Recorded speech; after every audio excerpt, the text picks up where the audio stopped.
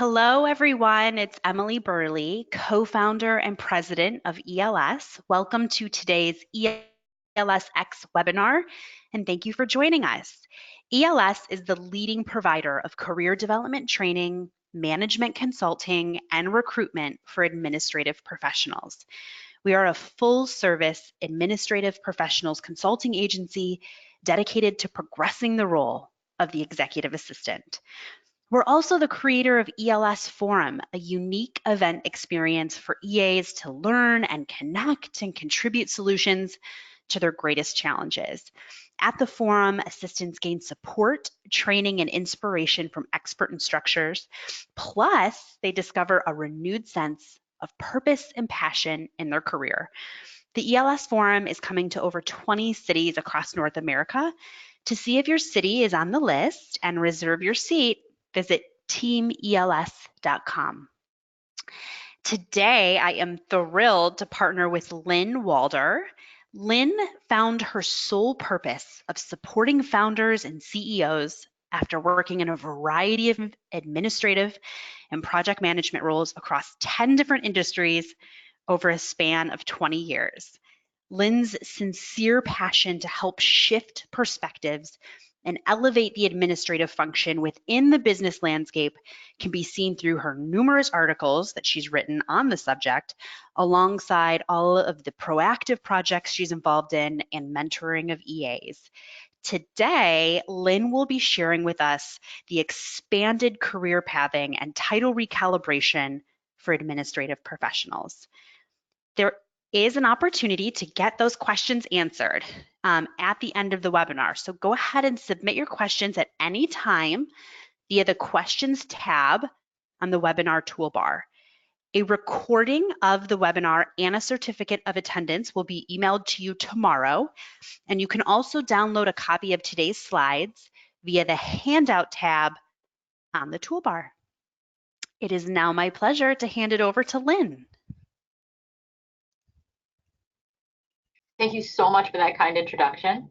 I wanted to put a huge thank you out to the extended Executive Leadership Support Forum team for always providing an incredible platform for industry shifting content, not only today, but year round through your conferences. And for those of you who are logged in today, if you haven't had a chance to attend one of the ELSF conferences, I highly suggest doing so. It's a great way to network and learn more about trends in our industry. And it truly is the preeminent US conference for administrators who are looking to advance and elevate their role. So after this webinar, if you haven't had a chance to attend, I highly suggest going to the website and signing up for one. I'd also like to thank each of you guys for coming out and taking time out of your busy day to listen to more about my administrative title recalibration initiative. This project was initially born out of frustration, but luckily it's turned into a movement. And we're hoping that this movement will calibrate an evolved role which hasn't yet been recognized or reinforced by systemic business mechanisms. And again, we're hoping that this framework will rectify that. Before we begin, I did want to offer a few caveats to the content being presented today. The first caveat being that this framework is really a philosophical jumping point and it cannot stand alone. And what I mean by that is I've encountered a number of administrators over the years who they've said to me, you know, if I just had the right title, everything else would fall into place. And the unfortunate reality is there's a lot more in the back end that needs to happen than just a new title. So this framework is just giving you the options of having the terms, the concepts, and the conviction to start having conversations. The real hard work starts with the integration of rebaselining of expectations, of buy-in from executives, re-education of executives, of newly integrated performance management systems. There's a whole bunch of other stuff that needs to happen post just getting people past the philosophical buy-in. So, but this presentation today is meant to help with that portion, the philosophical jumping off point. The second caveat is that this framework needs to be viewed through a mindset of seeing the forest through the trees. It's fluid, it's evolving, it's long-term. And what I mean by future vision is it's not what it is today, but what it could and should be. many of us will get frustrated because we'll be looking at this framework through the lens of this could never be implemented at my company. But that's actually what this framework is meant to do. It's meant to blow up what currently is and reset what we're actually doing in our roles so that we can move forward and evolve as an industry. So similar to the HR functions, which from the 1980s to the 2000s, they were really struggling to gain legitimacy with their businesses to be a true strategic function partner. And through clarified standards and measurable systems, they worked over 20 to 30 years in order to start moving that way. And that's what I'm hoping that we'll be able to do in the administrative realm, particularly with the jumping off point of this framework. The third caveat is that changing systems is no easy task.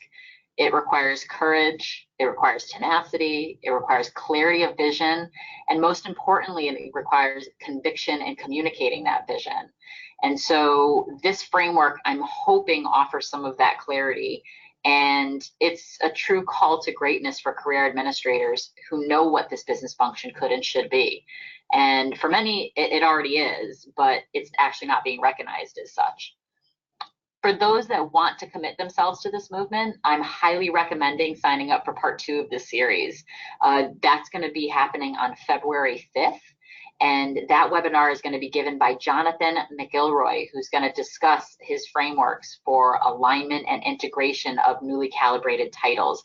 Again, he's going to be talking about the bigger bulk of how this would be implemented past the philosophical buy-in of what I'm offering here in the presentation today. You can actually go to the ELSF website to sign up for that February 5th seminar. I highly encourage you to do so.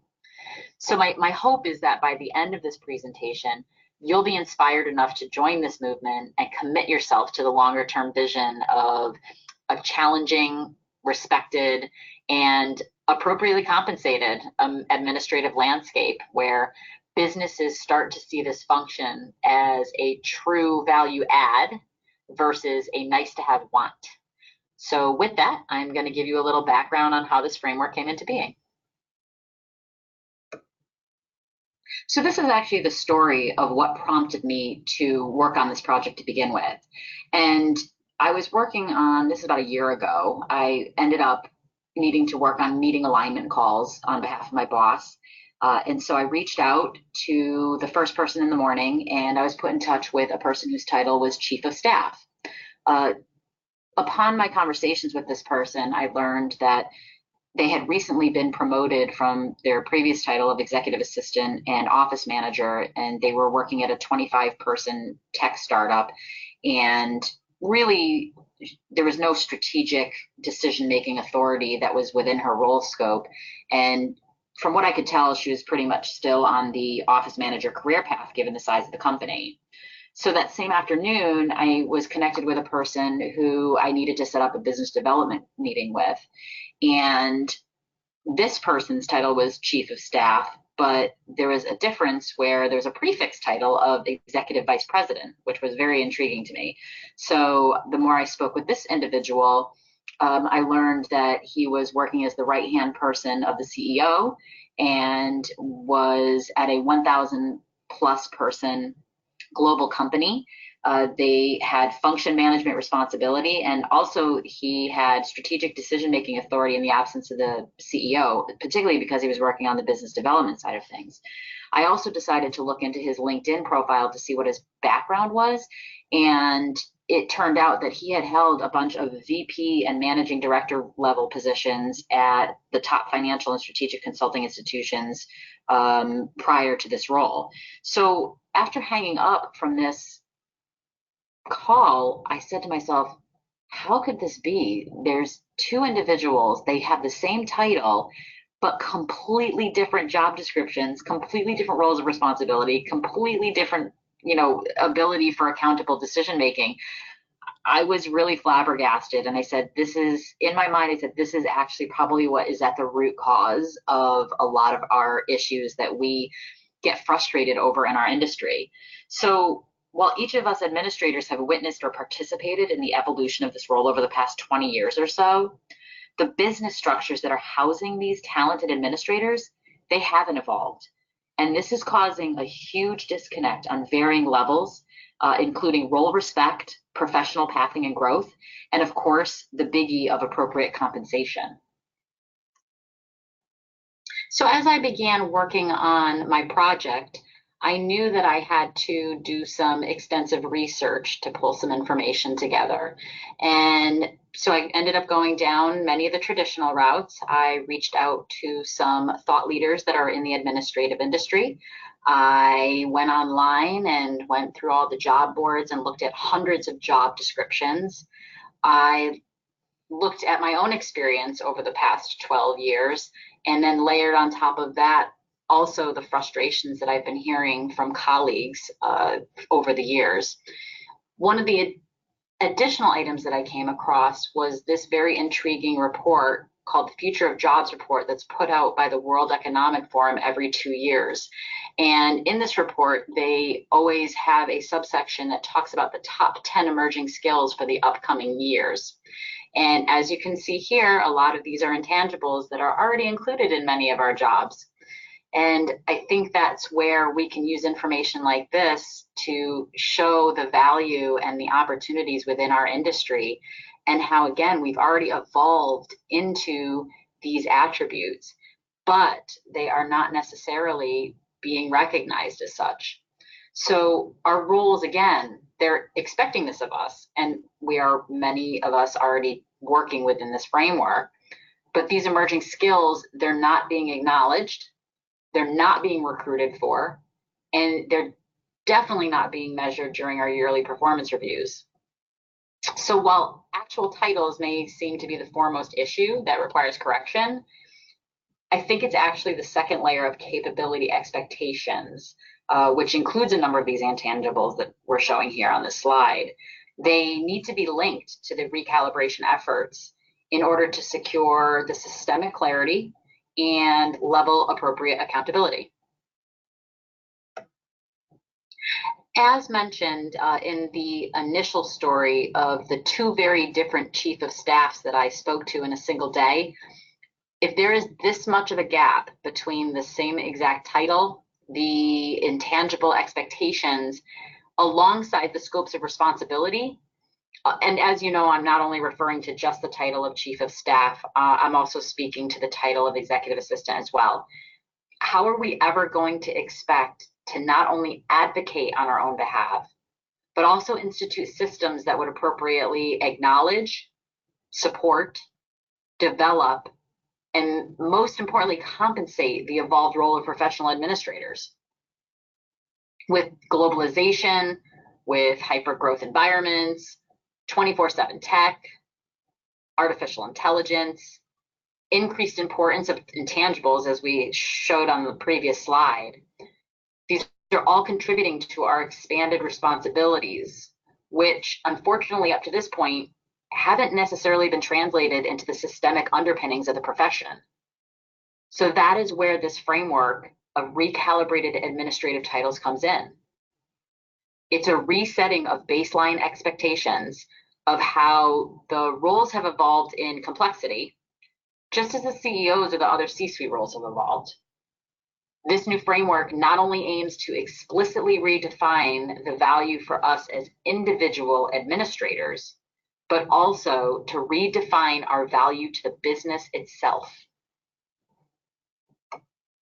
So the proposed framework is geared towards addressing a number of pain points that I've continually heard from administrators worldwide.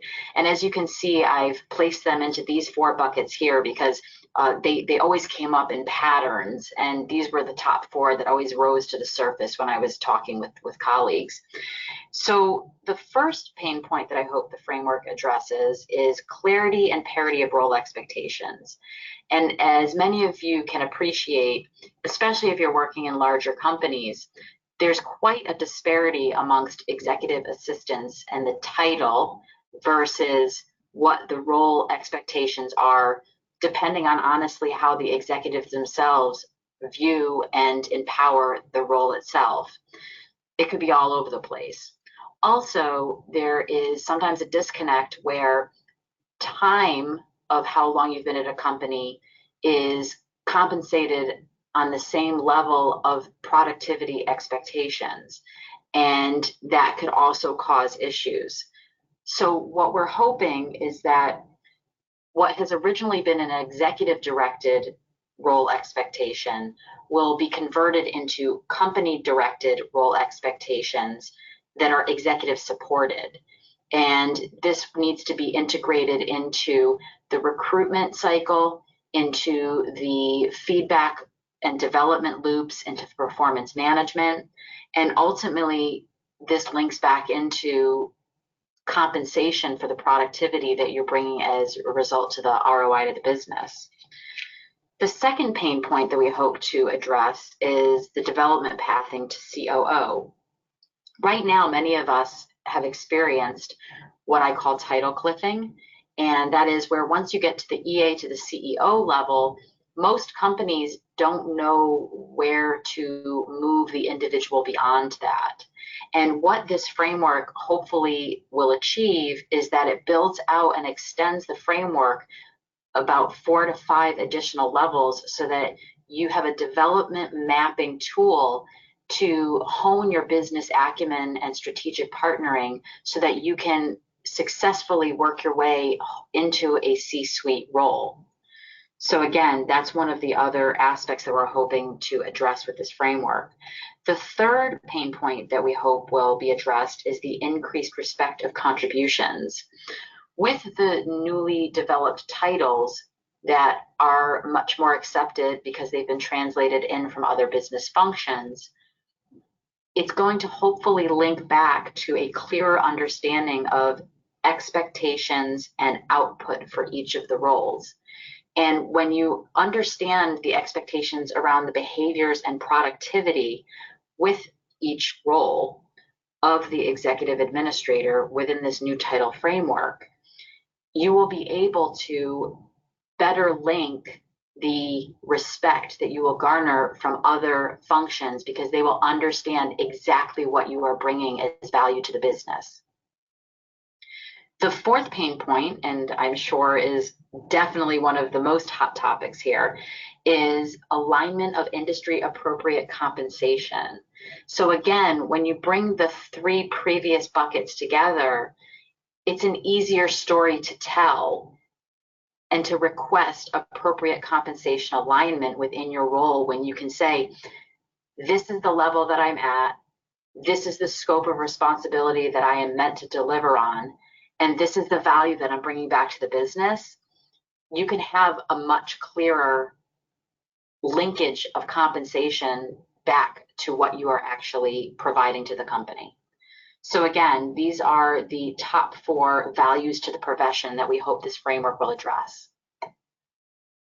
More importantly, we always want to try to communicate what the value is going to be to the business. Whenever you're looking for buy-in or alignment, specifically with high-level stakeholders, what you need to do is let them know how you're going to solve some of their pain points.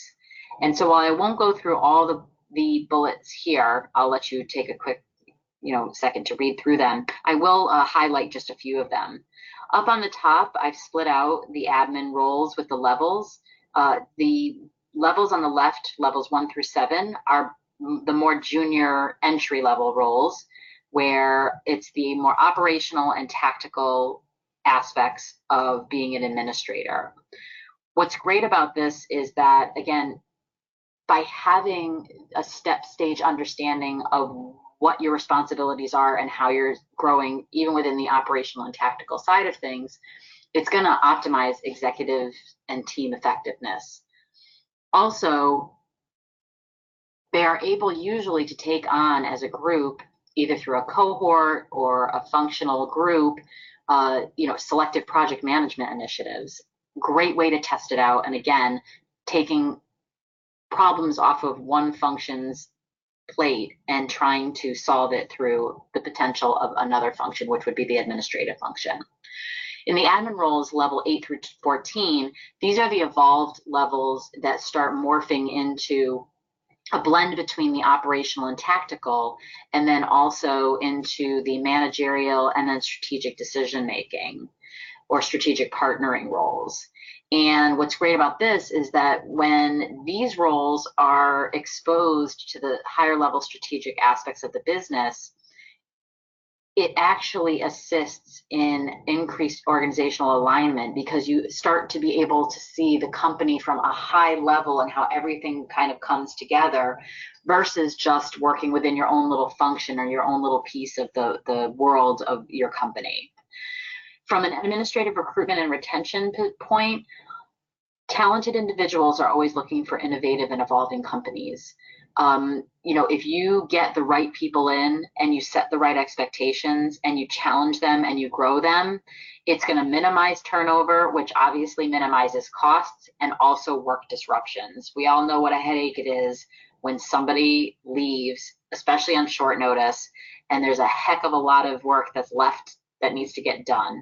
And it is very stressful and can cause ripple effects throughout the organization. And especially if you're supporting a very high level executive, this could cause higher level issues that are very hard to fix in a short-term way.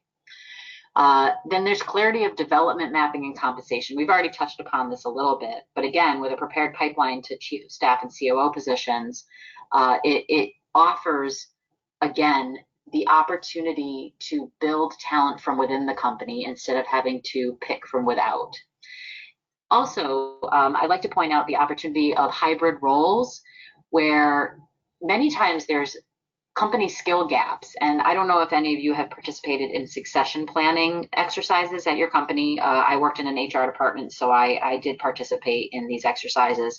And they were always talking about what are the skills gaps that we need to take care of in the next 3 to 5 years in order to achieve our vision or our plan or our goals. And one of the things is that sometimes the skills gaps are not necessarily enough to fill an entire role. And I'll give you a perfect example. I had the pleasure and the opportunity, due to a wonderful, wonderful CEO who really, really supported my development, where he saw that I had a talent for communications and design work and branding and marketing. And he actually gave me a hybrid role that was the brand manager for internal communications at our company while I was still supporting him as EA to the CEO. Now, again, you might be saying, oh God, that's like double the work. Well, it was technically more work, but I did get appropriately compensated with that increase in, responsibility. But I learned so much, and it showed that if I really wanted to, I could switch into a different function. But for the value of the business, they saw that they weren't needing to hire a full new person to start a communications department. And I actually held that role for about 3 years. And during that time, they were able to hold off and save money while also giving me the opportunity for exposure to a potential new line of work. So it's a win-win if it's implemented appropriately. And then again, succession planning consistency. Succession planning and grooming for higher level roles takes time. And if you have talent that's within your ranks, this gives you a path in order to do so. So again, it's not only value to our profession that this framework provides, more importantly, it's offering value to the business. And this is one of the things that we need to be able to clearly communicate so that we can get buy-in and alignment from the right stakeholders in order to implement. So this framework, which in its broadest version includes a career path with 14 levels spanning from what we currently refer to as a receptionist all the way up to the strategic executive C-suite role of COO. Now, I know that some of you are out there shaking your heads going, oh my goodness, there is no way that I will be able to pitch 14 granular levels at my mid-size company or my startup. And I agree with you. These 14 levels are really meant for an enterprise company. But as I mentioned in the beginning of the presentation, I kept that in mind. And I'm going to show you in a few slides of how this is a very non-rigid and fluid career ladder where you can utilize it in different ways to fit where you are at your company's stage of growth. So let's take a look at what those 14 levels of new titles look like. So what we have here is the high-level overview of the enterprise level recalibrated title framework. And just to make a note, I do have an Excel spreadsheet that has a lot more information in reference to these levels. Probably most important, it includes the current title to the new title conversions, and I can show you how to access that at the end of this presentation. But just for a reference point, the title of EA to CEO, which is many times at the top of our career ladders these days, translates to the director or senior director level in this updated calibrated title framework. So that's kind of the translation for where we are in this leveling. So as you can see, the titles have been morphed to take on a more traditional business terminology. So the titles of manager, associate director, executive director, SVP. This shift assists in two ways. First, it's helping to garner a more innate understanding and respect for the role due to the professional language association.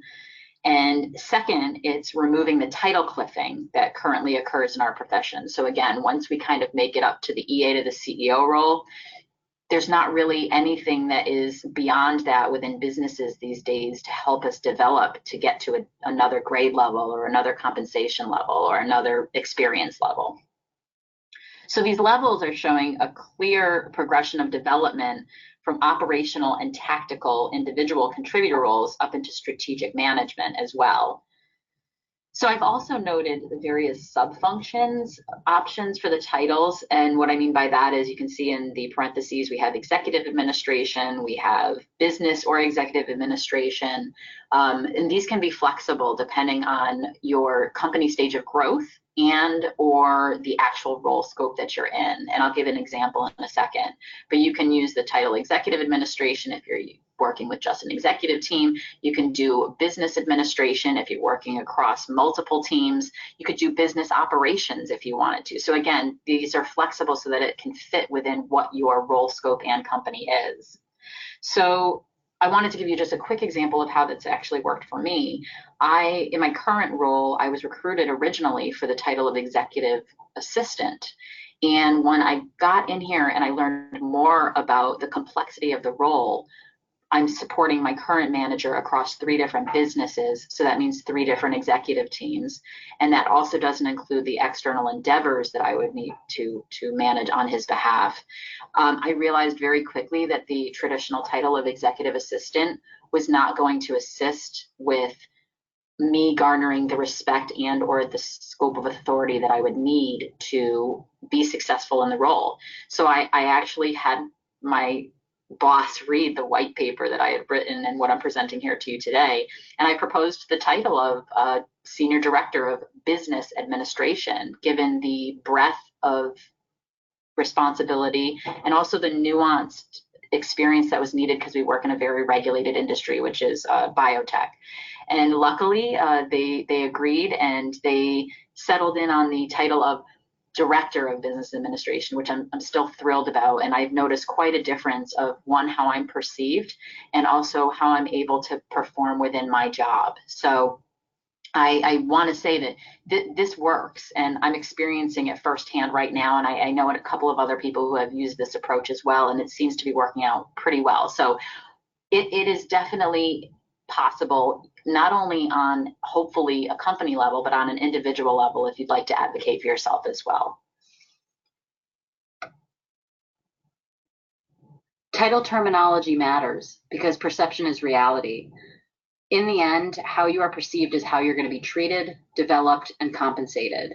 And so I just wrote out here a couple of examples of different titles from the new framework so that if you actually either saw this and or said it out loud, you could feel the difference of how using words that are already considered normal within other functions of the business could translate into the administrative realm and hopefully fix some of the pain points that we have been battling for a number of years.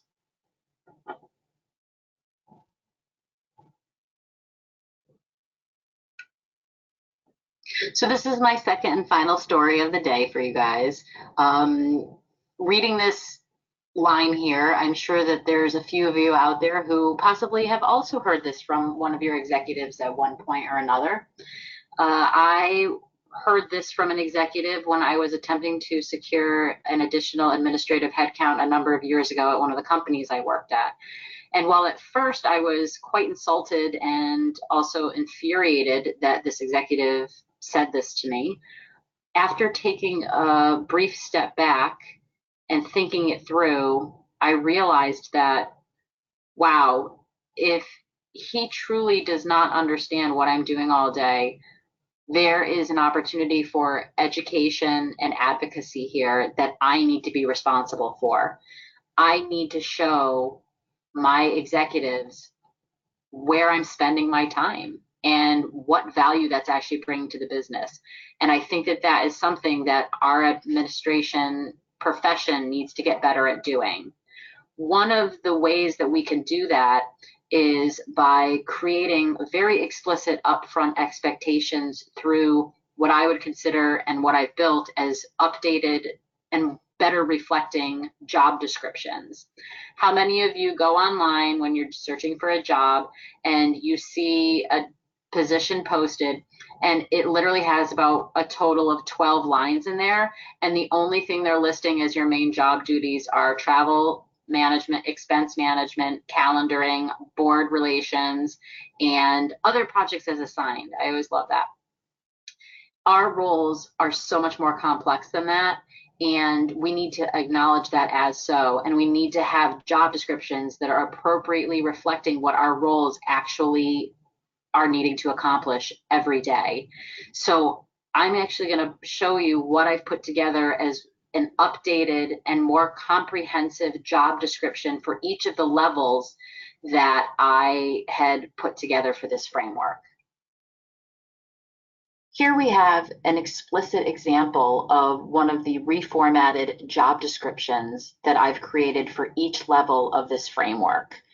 And the goal of this reformatting is to, again, define the expectations of what this elevated role requires. And when you are able to define those expectations, you are better able to recruit for, to develop, to hold people accountable to, and ultimately compensate for this role. So I'm going to quickly go through each of these sections that I've created and just give you the philosophy behind each of the sections. And again, all of these documents are open source and can be updated and changed and tweaked for your own needs within your company. But for here, this is just the baseline of what we'll go over today. So again, the first section is fairly straightforward. It's the calibrated title. The second section is the grade level and support partner scope.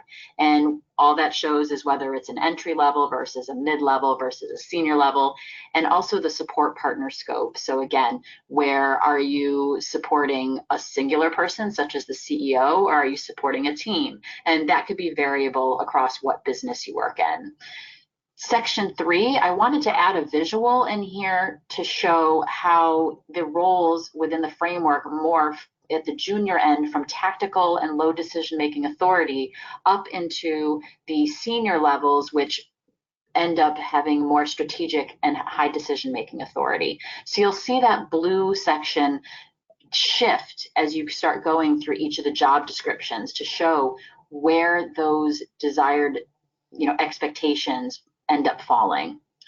So Section 4 is desired behaviors and competencies, and I explicitly put this above the sample responsibilities because this is directly linking back to what we discussed from the intangibles that were shown on the slide from the World Economic Forum.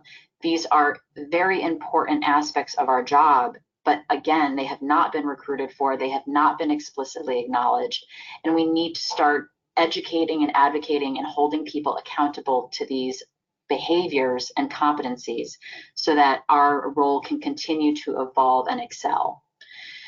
Again, Section 5 is sample of responsibilities. Again, fairly straightforward. It's just more explicit of showing the operational tactical morphing into either managerial and then strategic authority. Technical knowledge is number 6, and you'll see the blending in each of the sections from the junior entry level up into the strategic, where you see a change from being tech owners and having to be tech teachers on the more junior level into being tech collaborators up in the strategic realm. And then finally, we have the education requirements, which I explicitly put this at the bottom because I'm seeing a trend of companies no longer using education, accredited education, as a differentiator for hiring requirements.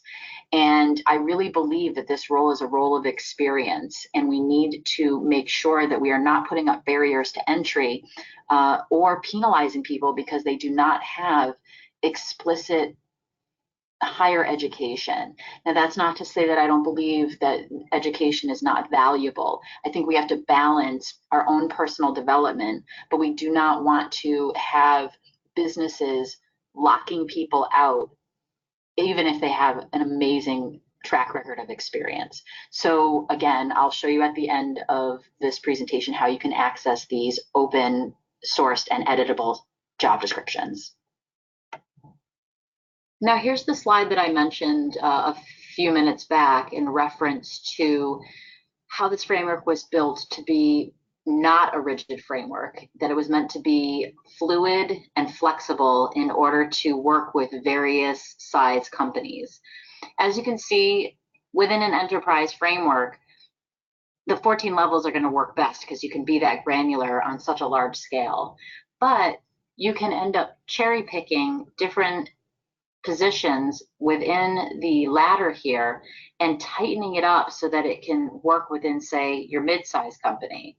For example, I've been working with a woman who was the first administrator at a 400-person company, and she was given the green light to implement this framework. And we had some calls because she was having some, difficulty with figuring out how to make the development mapping not so granular. And so we talked through it, and I said, you don't have to use all 14. You can say choose level 3, level 5, level 8, and level 10, and broaden out the job descriptions a bit so that it includes a little bit more meat on it, but it'll still allow you that development and allow that progression with the responsibility that helps you grow as a professional, but without the granularity that you would need within the enterprise side of things. On the startup side, obviously, we probably would need to see, a little bit of a differentiation in titling because, again, it's going to be on a more generalist level and it's on a smaller level. So these are examples that I offered. Again, totally flexible, coordinator of office operations. Again, it could be business operations.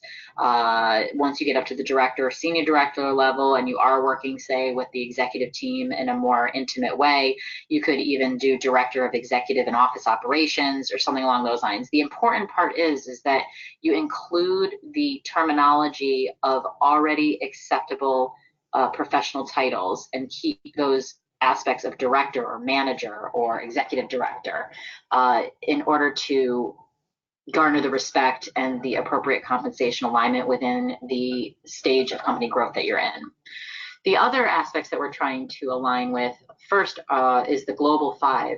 Lucy Brazier is working with other thought leaders in the industry in order to align and create a 5-level grouping of capabilities that could be used on a global scale. And that has not yet been approved or released, but I believe it's still in process.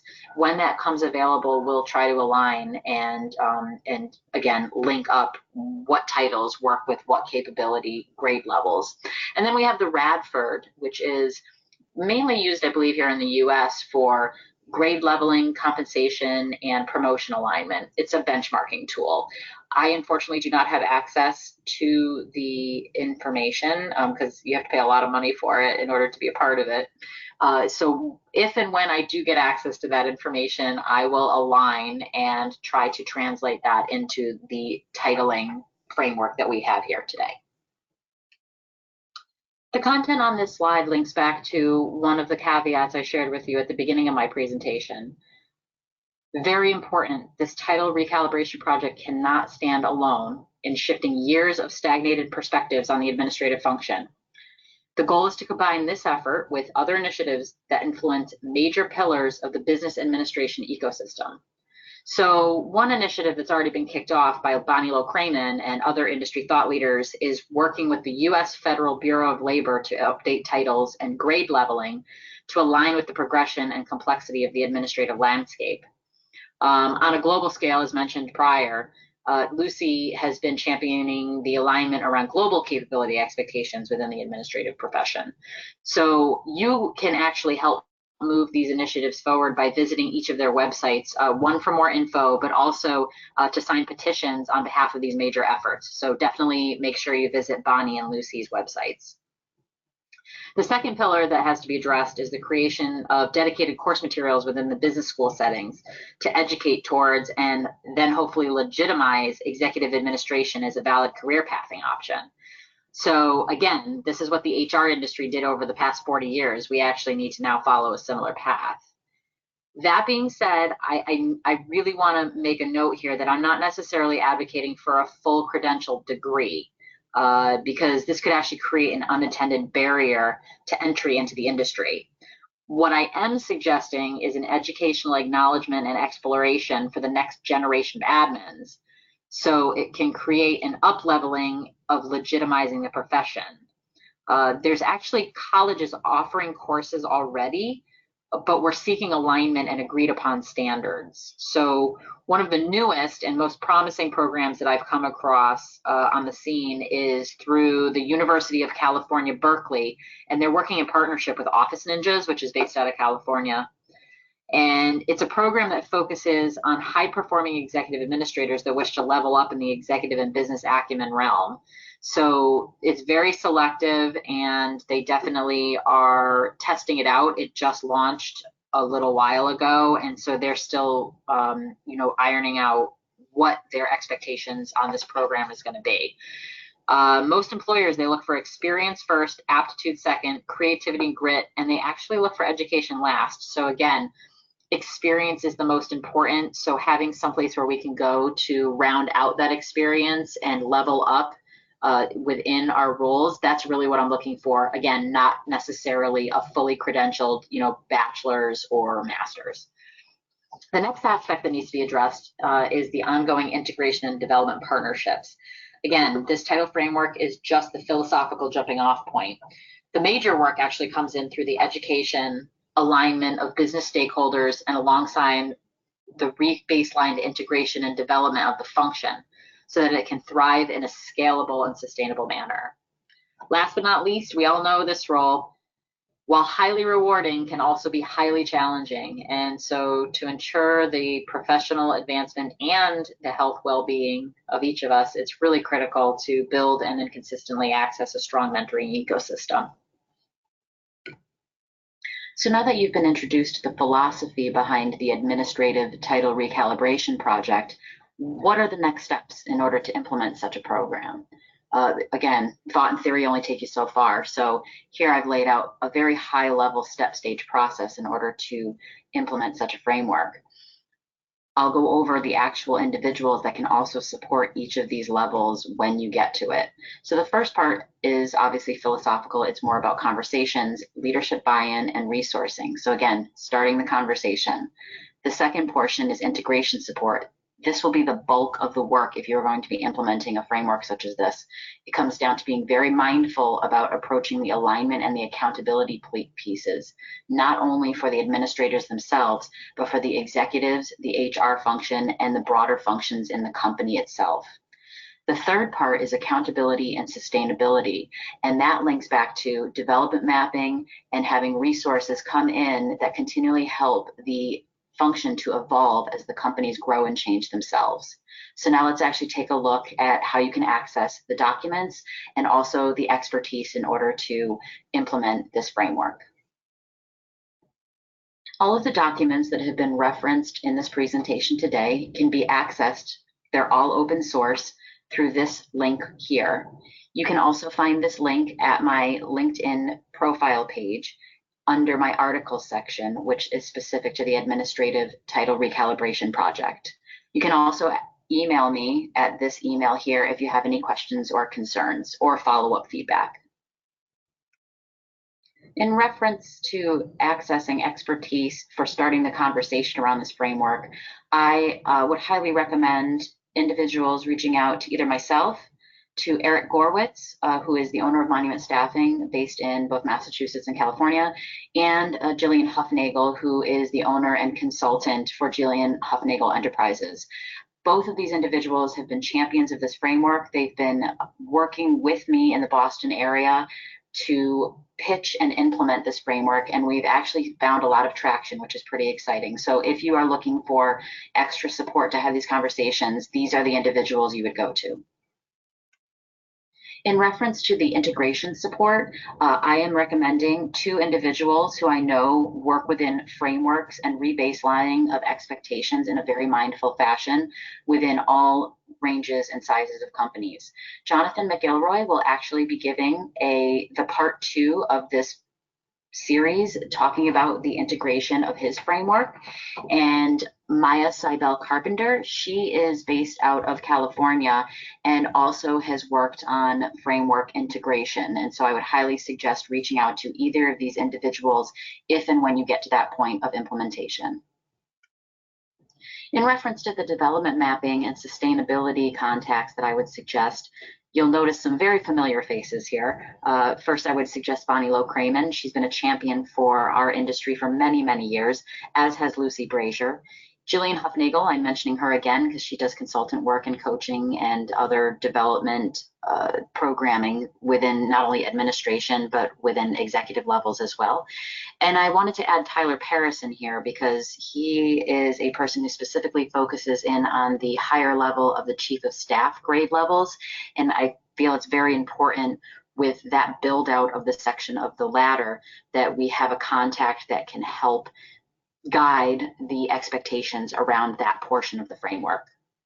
So these are the people I would absolutely suggest reaching out to if and when you get to this portion of implementation of the framework. Thank you so much again for joining me today to hear more about the Administrative Title Recalibration Project. I hope that each and every one of you has the ability and the willingness to join this movement because I believe its time has come and there's lots of wonderful opportunity on the horizon for not only elevating our role as individuals, but elevating the administrative function as a true value add within businesses, not only in the US, but across the world. So thank you again, and I wish you much success throughout the rest of 2020. Thanks. Thanks so much, Lynn. Before we jump into questions, I want to remind everyone that you can now submit your questions. We've got a lot of good ones, so please go ahead and jump in and submit those questions that you have. You can also download a copy of the slides via the handout tab on your toolbar. And tomorrow you will receive a certificate of attendance and a copy of this recording. All right, so let's jump into questions. A lot of questions, Lynn, about basically how do you even get started in doing something like this? And I realize that that's like a humongous question, but like, Yeah. you know, what would you suggest? And let's just use like, obviously it depends on the organization, the size of the organization, who you support, but like, how do you suggest getting your foot in the door with, say, HR? To even bring this to the table? Yeah, it is actually very much a complicated pathing to who, when, and how do you approach in order to even get the conversation started. And there's not a fast and true answer for that because 1, it depends on industry. 2, it depends on size of company. 3, it depends on the progressiveness of how already the function within the company is being viewed.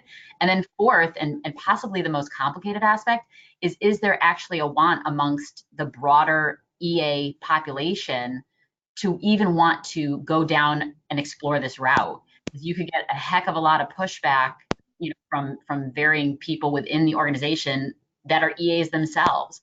So I would suggest, 1, on a personal level, getting very familiar with this content on your own and just being able to speak to it with a lot of conviction. And again, selling the value add point. Then I would probably do the next step of understanding and maybe having one-on-ones with different EAs in your company. And again, that's going to vary depending on the size. Maybe you could do it in a group setting or something along those lines if it's a larger company. But just understanding what is the actual desire to even move into doing something like this. You could get, a riot on your hands if you have people that are not ready and open for this. Then I would say, if you have the ability and you have access to finding a champion within your organization that is actually an executive that has a lot of decision-making authority, I would try to partner and pitch it to that person, because the reality is I would not go to HR first, because there is a lot of work that HR has to do within this, and they will just look at this if you go to them first and say, we have much more important things that we have to do, on our plate, and we can't work on this. But that's also why I suggest working and partnering with an external consultant like Jonathan McIlroy or Maya Seibel, so that you can say, look, you're not going to have to do all the work. We just need you to collaborate and see the value in this and help us work this through.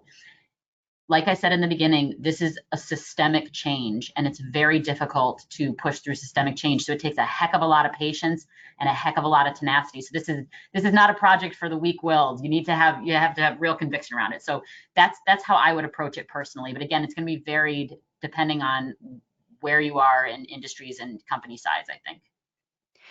Lynn, we had a few questions around, people are hesitant to justify this to their manager or to HR when they're like, yeah, I have all the years of experiences and I have the skill set, but I don't have a college degree, or I don't have a higher business degree. Even if you have a college degree, I don't have an MBA or something like that.